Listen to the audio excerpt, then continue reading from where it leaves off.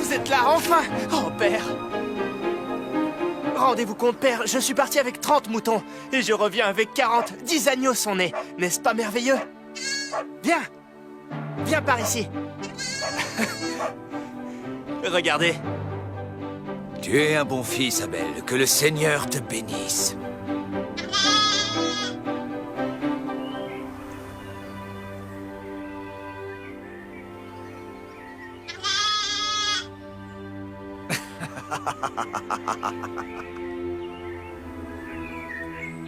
Allez, va retrouver ta mère.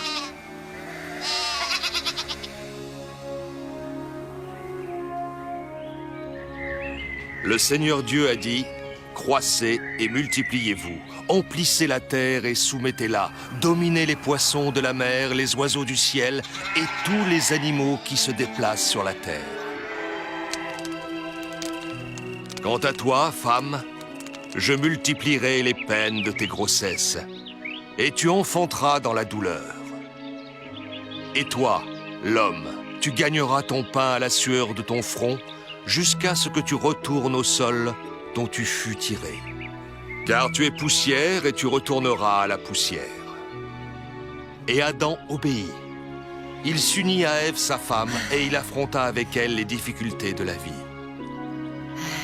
Ève lui donna 2 fils. D'abord Caïn, puis Abel.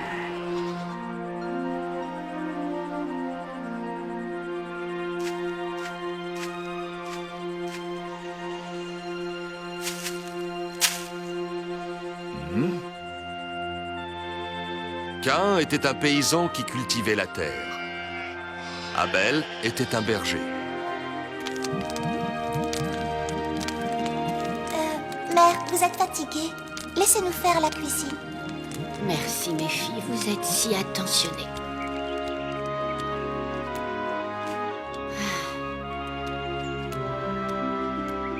Dis donc, toi! Je t'ai déjà dit 1000 fois de ne pas traverser mes champs. Quoi? Occupe-toi de tes moutons et évite mon blé. Même si tu dois marcher 2 fois plus, ne passe pas dans mes champs. Caïn, tu as perdu la tête? Tu n'as pas entendu la voix de notre père qui vient de nous appeler? Oui, je l'ai parfaitement entendu. Au lieu de travailler et de se fatiguer comme moi, il reste tranquillement assis là-bas, sur ce rocher, et il raconte qu'il parle avec Dieu. Ce que j'aimerais savoir, moi, c'est si Dieu l'écoute, lui. Est-ce que Dieu lui répond?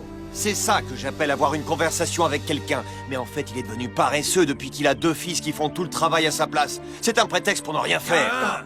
Abel! Venez, mes fils. Il est temps de préparer nos offrandes au Seigneur notre Dieu. Très bien. Passe cette fois-ci. Mais la prochaine fois que je te surprends dans mes champs, je te tuerai. Tu es prévenu.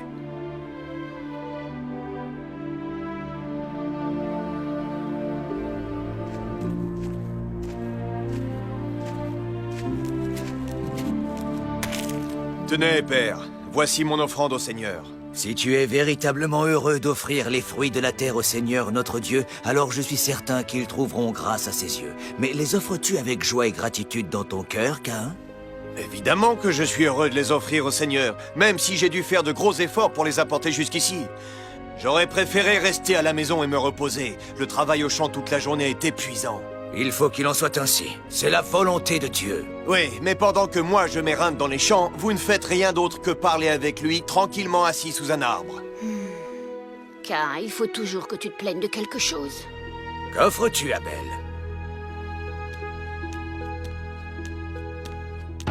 Le premier-né de mes agneaux. Que le Seigneur l'agrée. Il acceptera ton offrande si elle est faite avec joie et gratitude.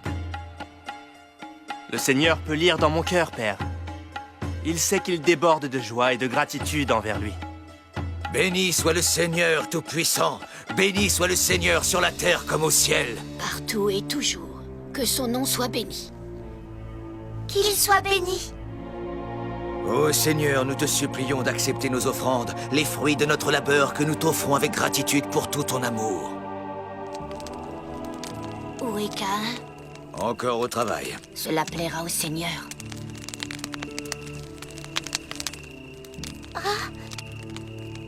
Dieu peut voir au fond des cœurs, et il ne peut pas être trompé.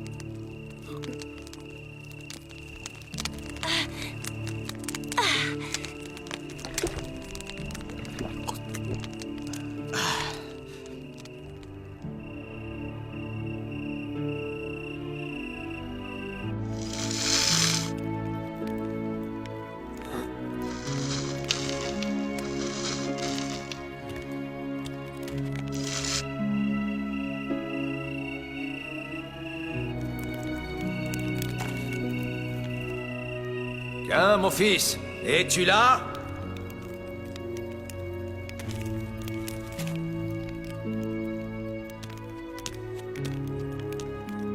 Oui, qu'y a-t-il, père?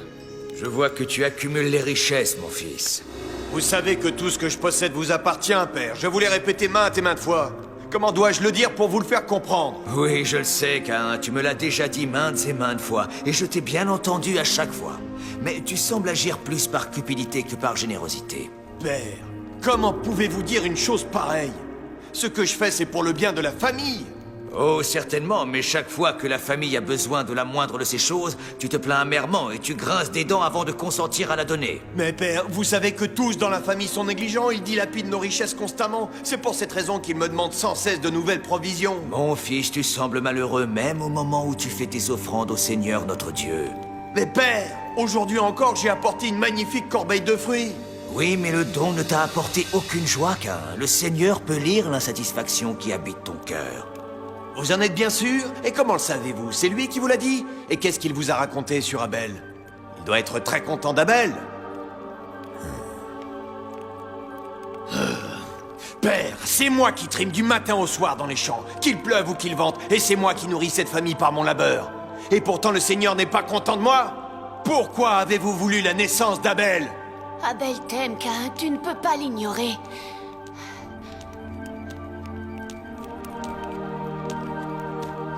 Il loue sans cesse ton travail dans les champs. Il a pour toi une admiration sans borne. Rappelle-toi que tu es son grand frère, tu es l'aîné de la famille.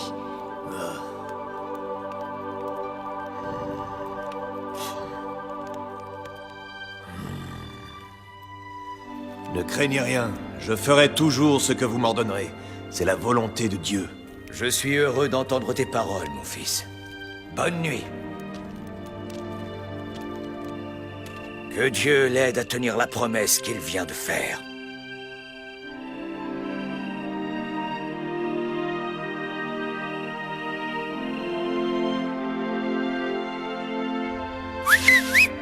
Venez, venez! Venez les moutons!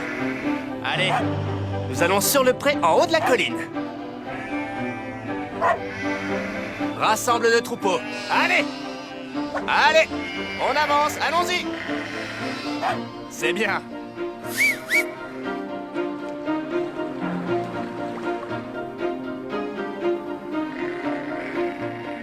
Père? Père! Je ne m'attendais pas à vous voir avant ce soir. Qu'est-ce qui vous amène? Abel, je voudrais te parler à propos de ton frère Caïn. Vois-tu, à l'intérieur de son cœur, un serpent le tourmente. Mais il t'aime. Oui, je le sais. Mais je le traiterai toujours avec le respect qu'il mérite, père. Je vous en donne ma parole. Tu es un bon fils, Abel. Puisse Dieu répandre ses bienfaits sur toi. Va. À ce soir, père. Au revoir.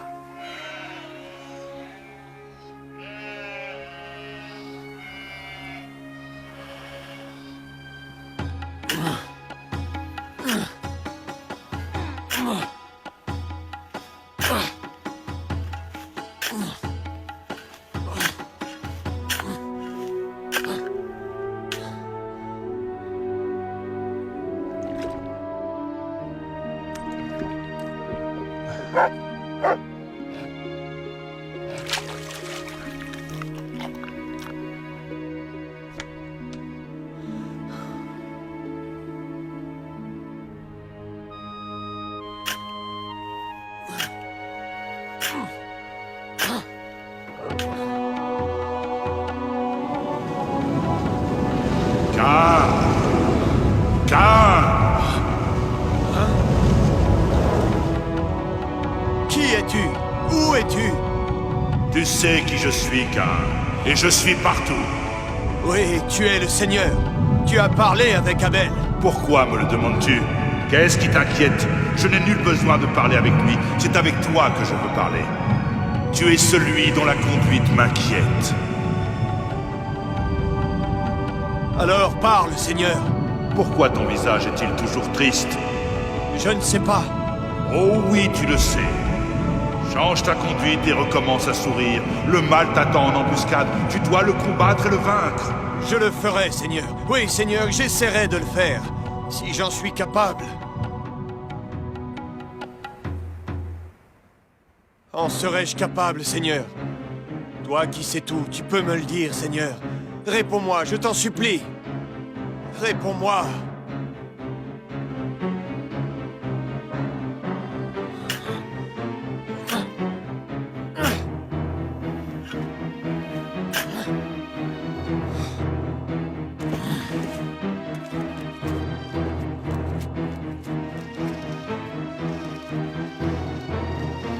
C'est ça, en tournant.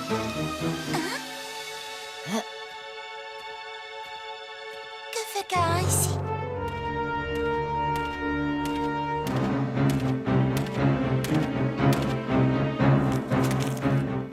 Il a l'air très en colère. Où est Abel? Nous ne l'avons pas vu, Cain. Mon fils, tu as la soif du sang dans les yeux. Que fais-tu avec cette massue à la main? Mère, vous n'avez aucune raison de vous inquiéter. Vous avez toujours craint que je sois jaloux de lui. Eh bien non, je ne suis pas jaloux de lui. Je veux simplement lui parler.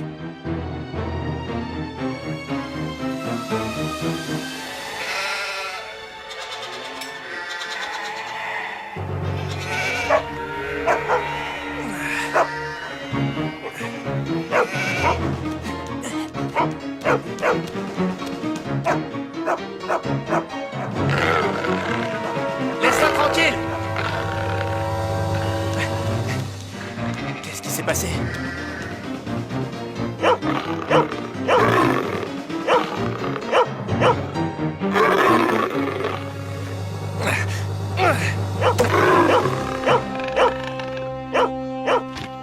Allez, file!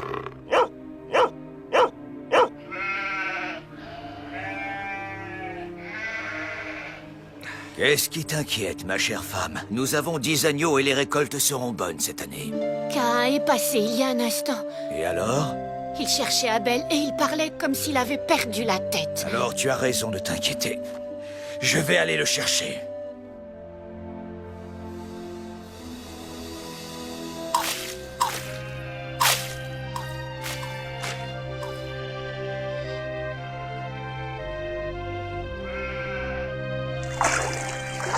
Il faut que je te parle, mon frère. Cain, tu ne vois pas qu'il est occupé à la traite?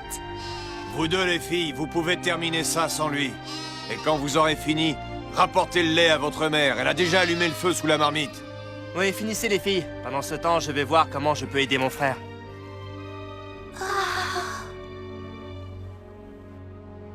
Pourquoi est-ce que tu es venu me chercher, Cain? Parce que j'ai entendu un agneau bêler au milieu de mon champ de blé. C'est sans doute un des tiens. Faudrait mieux que ce soit toi qui le trouve, parce que si c'est moi, je ferai un feu et je le retirerai sur place. Tu cherches par là, et moi j'irai par ici.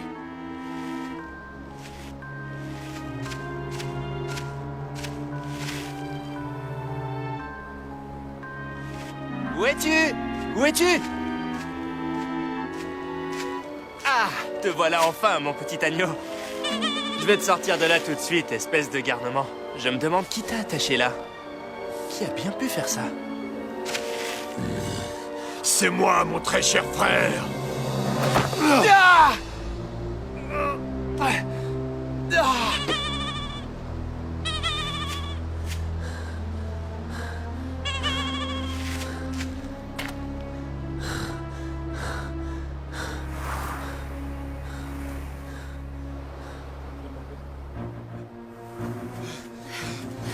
Cain! Abel! Où êtes-vous? Il n'y a personne ici. Je crois qu'il faut que je m'assoie un instant, ensuite nous rentrerons à la maison. Ils finiront bien par rentrer. C'est un des agneaux d'Abel. Comment te retrouves-tu si loin du troupeau? Hein?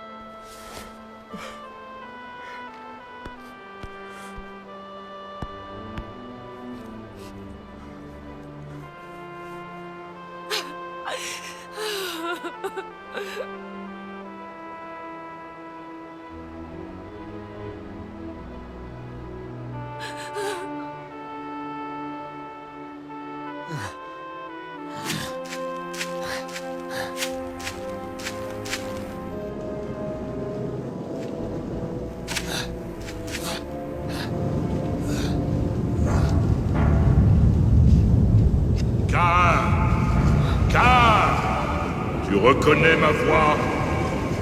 Évidemment que je reconnais ta voix. Tu es le Seigneur. Pourquoi est-ce que tu m'appelles? Dis-moi, Caïn, où est ton frère Abel? Je sais pas. Suis-je le gardien de mon frère? Qu'as-tu fait, Caïn?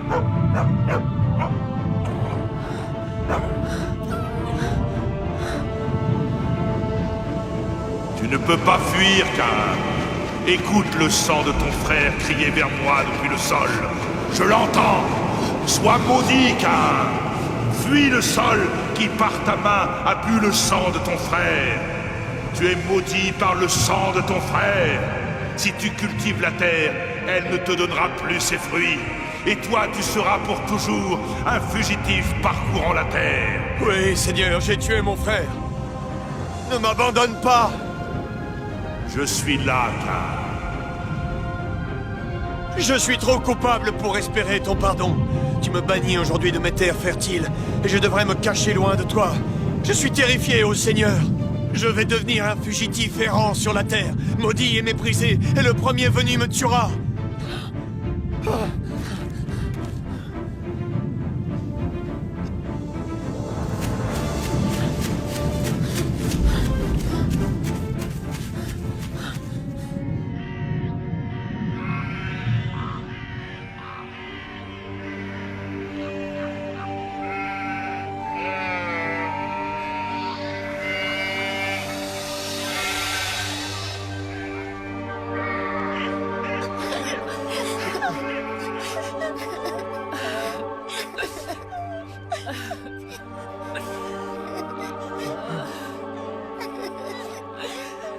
Seigneur, que nous est-il arrivé? Qu'est-il arrivé à mes deux fils?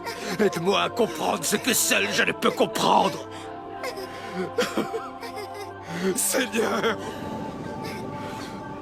Le frère a tué le frère, Seigneur. Je sais qu'Abel était cher à ton cœur, mais j'ai perdu mes deux fils et je suis submergé de chagrin. Et maintenant, le sang d'Abel doit être lavé par le sang de Caïn. Celui qui le rencontrera devra le tuer pour que justice soit faite. Non, Adam, telle n'est pas ma volonté. Mais alors il devra vivre avec ce péché pour le restant de ses jours. Seigneur Dieu, c'est une peine plus terrible que la mort. Il ne trouvera jamais la paix. Quiconque tuera Caïn, ma vengeance le poursuivra 7 fois. Ton fils parcourra la terre, solitaire et misérable, jusqu'à la fin de ses jours. J'ai marqué son front d'un signe, afin que ceux qui le voient sachent qu'ils ne doivent pas le frapper.